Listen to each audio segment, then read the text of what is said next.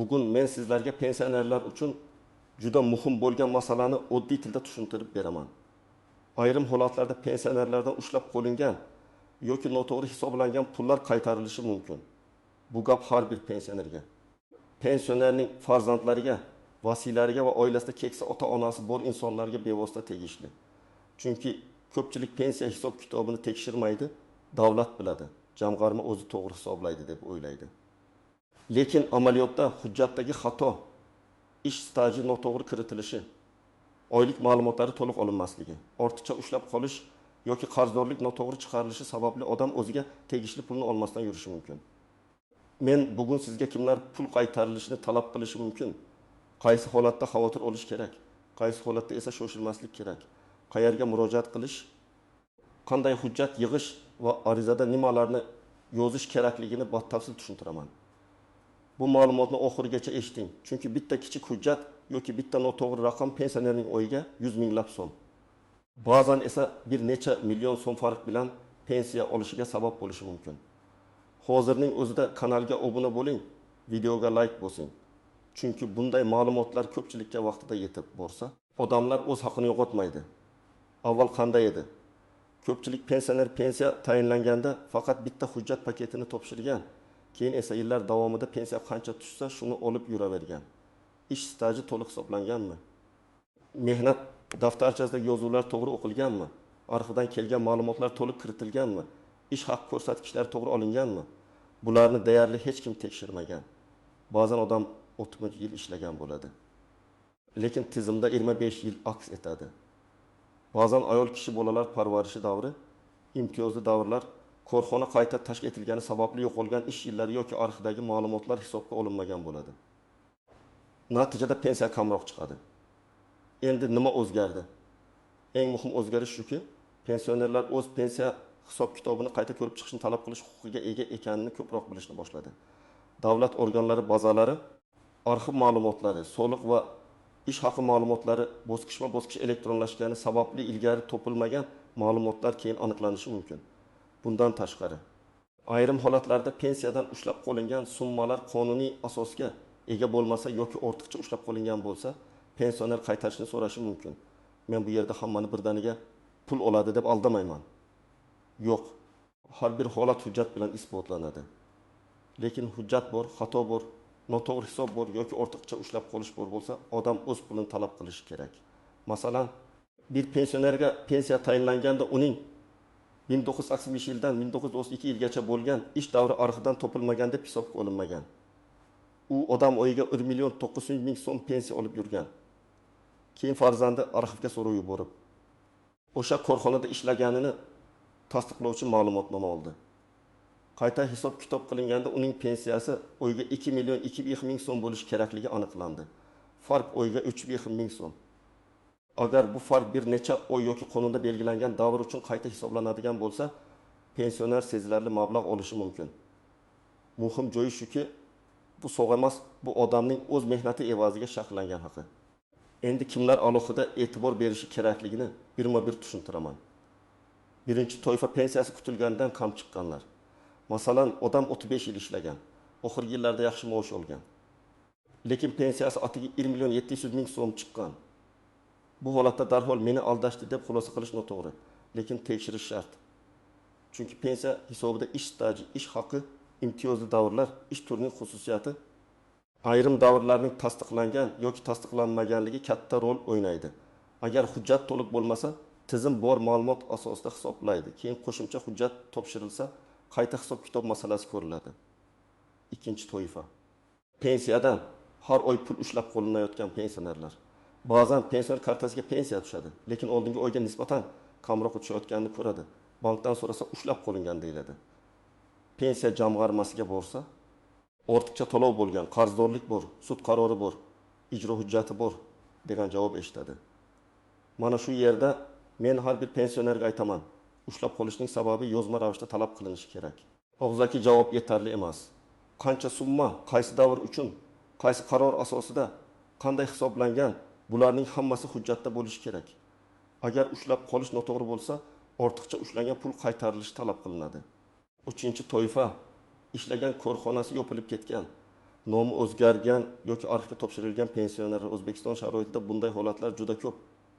Masalan, bir odam sovxozda ishlagan, keyin u shirkat xo'jaligiga aylangan.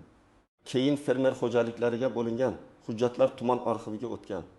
Mehnat daftarchasida yozuv bor, lekin muhr xira, sana noto'g'ri, buyruq raqami ko'rinmaydi. Pensiya tayinlashda bu davr shubhali deb olinmagan bo'lishi mumkin. Lekin arxivdan buyruq nusxasi, ish haqi vedomosi yoki shaxsiy varaqa topilsa, bu davrni tasdiqlash mumkin. Shunda pensiya qayta ko'rib chiqilishi ehtimoli paydo bo'ladi.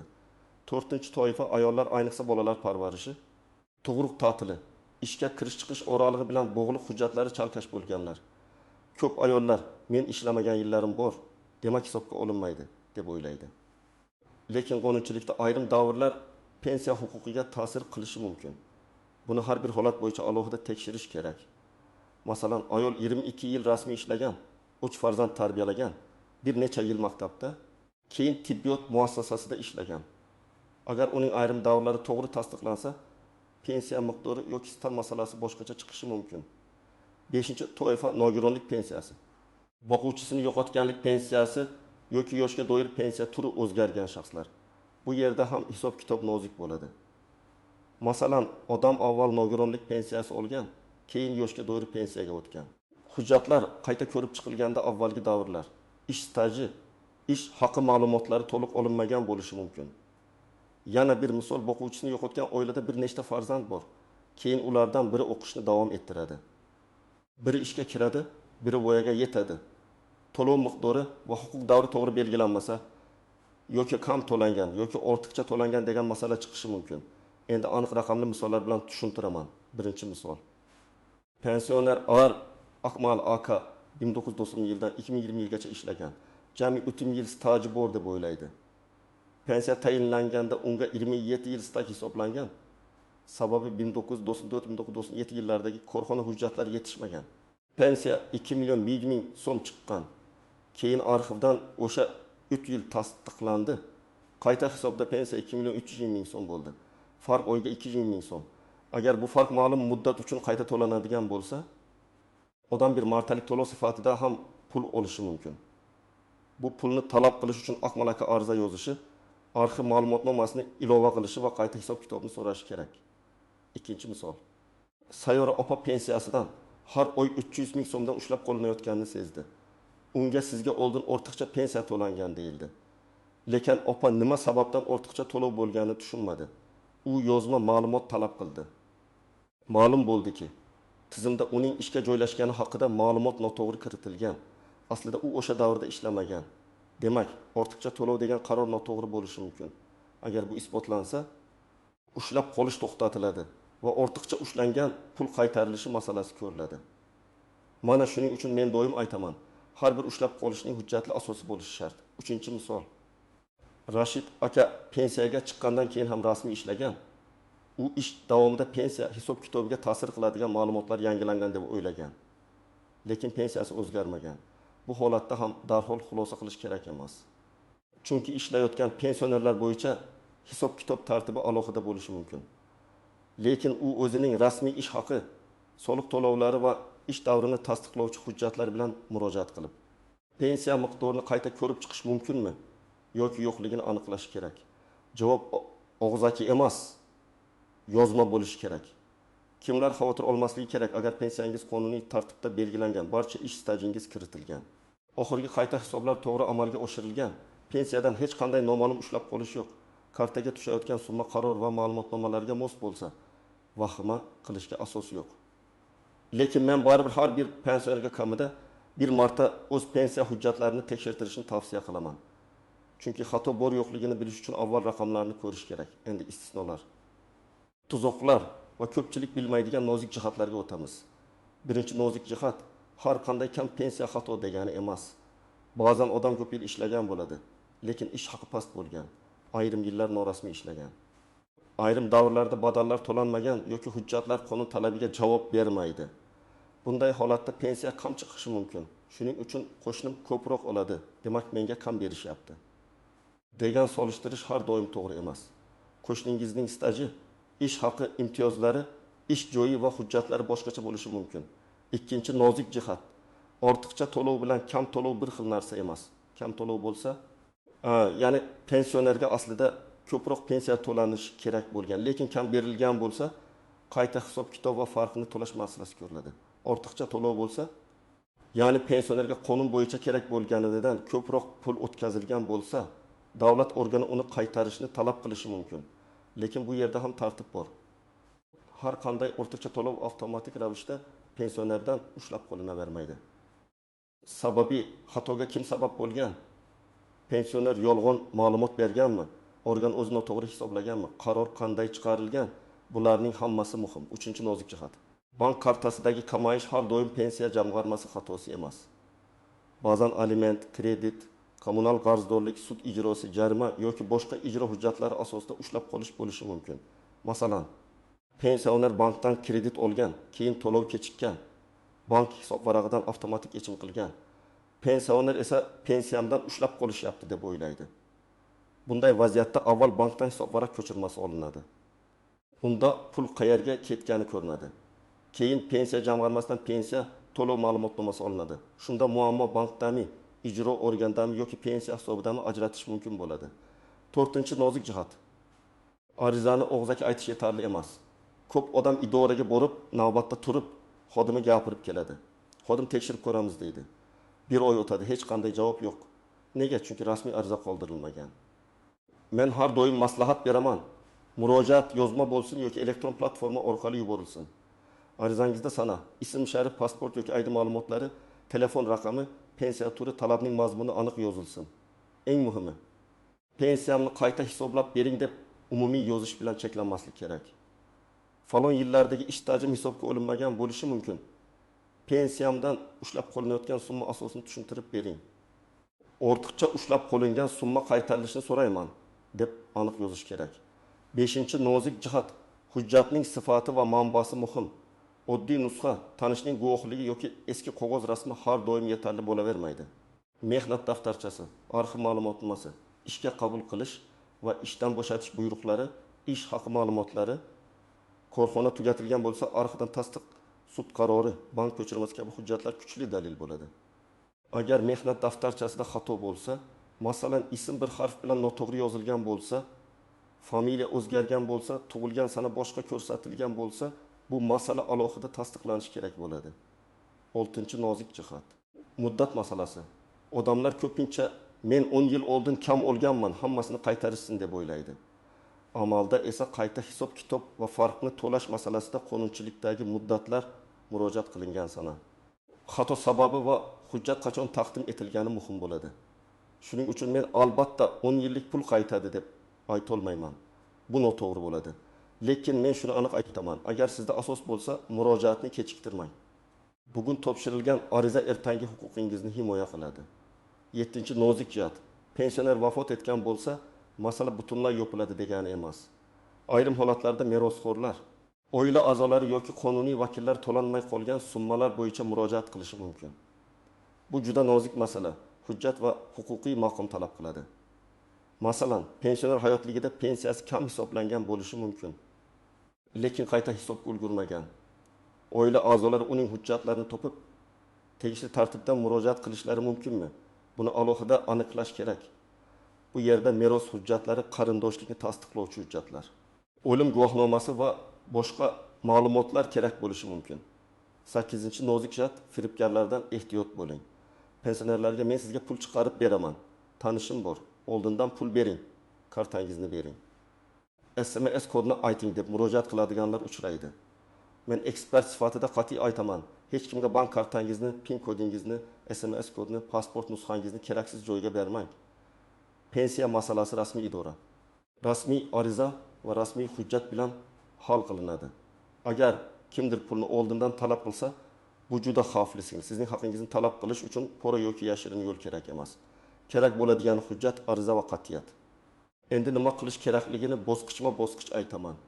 Birinchi qadam, hozirgi pensiyangiz bo'yicha ma'lumotlarni yig'ing. Pensiya tayinlash qarori nusxasi bo'lsa, toping. Pensiya miqdori haqida ma'lumotnoma oling. Bank kartangizga oxirgi 6 oy yoki 12 oyda tushgan pensiya bo'yicha ko'chirma oling. Agar har oy bir xil tushmayotgan bo'lsa, qaysi oyda qancha kamayganini yozib chiqing. Bu oddiy jadval bo'lishi mumkin. Oynoma, tushgan summa, kutilgan summa farq. Ikkinchi qadam, ish stajingizni tekshiring. Mehnat daftarchangizni oling va ishga kirgan, ishdan chiqqan sanalarni alohida yozing. Qaysi korxonada ishlagansiz? Korxona hozir bormi? Nomi o'zgarganmi? Arxivga topshirilganmi? Shuni aniqlang. Agar sizda diplomdan keyingi majburiy ish, harbiy xizmat, bolalar parvarishi, imtiyozli ish sharoiti, zararli ish, tibbiyot, ta'lim yoki boshqa maxsus davrlar bo'lsa, ularni ham alohida belgilang. Men tavsiya qilaman. Menimcha hammasi bor deb yurmasdan har bir yilni qog'ozga tushiring. Shunda qaysi davr yo'qolganini ko'rish osonlashadi. Uchinchi qadam, hujjatlarni to'plang. Sizga pasport yoki ID karta, pensiya guvohnomasi, mehnat daftarchasi, arxiv ma'lumotnomalari, ish haqi to'g'risidagi ma'lumotlar, bank ko'chirmasi, agar bo'lsa sud qarori yoki ijro hujjati nusxasi kerak bo'lishi mumkin. Agar familiyangiz o'zgargan bo'lsa, nikoh guvohnomasi yoki familiya o'zgarishini tasdiqlovchi hujjatni tayyorlang. Agar siz boshqa odam nomidan murojaat qilsangiz, ishonchnoma yoki vakillikni tasdiqlovchi hujjat talab qilinadi. 4-qadam. Pensiya jamg'armasining hududiy bo'limiga murojaat qiling yoki rasmiy elektron murojaat yuboring. Arizada men quyidagicha mazmun bo'lishini tavsiya qilaman. Menga tayinlangan pensiya miqdori va hisob-kitob asoslarini yozma ravishda tushuntirib berishingizni so'rayman. Mehnat stajim va ish haqi ma'lumotlarim qayta tekshirilib, agar kam hisoblangan yoki noto'g'ri ushlab qo'lingan summa aniqlansa, pensiyam qayta hisoblanishini hamda tegishli farq qonuniy tartibda to'lab berilishini so'rayman. Agar aniq yillar bo'lsa, ularni yozing. 1994-1997 yillardagi ish davrim hisobga olinmagan deb hisoblayman. Arxiv ma'lumotnomasini ilova qilaman. Ana shunda murojaat aniq bo'ladi. 5-qadam, javobni kuting, lekin nazoratni qo'ldan bermang. Rasmiy murojaatlarga qonunchilikda belgilangan muddatlarda javob berilishi kerak. Javob kelganda uni diqqat bilan o'qing. Agar javobda asos yo'q deyilgan bo'lsa, nima sababdan asos yo'qligi yozilishi kerak. Hujjat yetarli emas deyilgan bo'lsa, aynan qaysi hujjat yetishmayotgani ko'rsatilishi kerak. Agar siz javobga rozi bo'lmasangiz, yuqori turuvchi organga, tegishli vazirlik yoki tashkilotga, xalq qabulxonasi orqali yoki sud tartibida murojaat qilish imkoniyati mavjud. Men buni qo'rqitish uchun aytmayapman. Men buni huquqingizni bilishingiz uchun aytyapman. 6-qadam, ushlab qolish bo'yicha alohida tekshiruv qiling. Agar pensiyangizdan pul ushlanayotgan bo'lsa, birinchi bo'lib bankdan ko'chirma oling. Ikkinchi bo'lib pensiya jamg'armasidan ushlab qolish asosi haqida yozma ma'lumot so'rang. Uchinchi bo'lib, agar ijro hujjati bo'lsa, majburiy ijro byurosi yoki tegishli ijro organidan qarzdorlik qoldig'i va ushlab qolish tartibini aniqlang. Agar qarzdorlik allaqachon yopilgan bo'lsa, lekin pul ushlanishda davom etayotgan bo'lsa, darhol yozma ariza bilan to'xtatishni va ortiqcha ushlangan summani qaytarishni so'rang. 7-qadam, barcha hujjatlarning nusxasini saqlang. Ariza topshirdingizmi? Kirim raqamini oling. Elektron yubordingizmi? Tasdiq xabarini saqlang. Javob oldingizmi? Uni yo'qotmang. Bank ko'chirmasini ham, arxiv ma'lumotnomasini ham alohida papkaga joylang. Chunki pensiya masalasida bugun kerak bo'lmagan hujjat ertaga asosiy dalilga aylanishi mumkin. Ayniqsa keksa insonlar hujjatni farzandlariga, ishonchli yaqinlariga ko'rsatib qo'yish foydali. 8-qadam, hisob-kitobni mustaqil solishtiring. Men har bir pensioner yoki uning farzandlariga shuni tavsiya qilaman. Pensiya miqdori o'zgargan oylarni belgilang. Qachon indeksatsiya bo'lgan, qachon qo'shimcha to'lov tushgan, qachon ushlab qolish bo'lgan, qachon qayta hisob qilingan, hammasini yozing. Masalan, yanvarda 2 million 100 ming so'm tushdi. Fevralda 2 million 100 ming, martda 1 million 800 ming tushdi. Demak, mart oyida 300 ming farq bor. Bu farqning sababi aniqlanmaguncha masala yopiq hisoblanmaydi. Yana bir muhim maslahat. Pensionerlarning farzandlari bu ishda befarq bo'lmasin. Ko'p keksa insonlar idoraga borishga qiynaladi. Hujjatni tushunmaydi.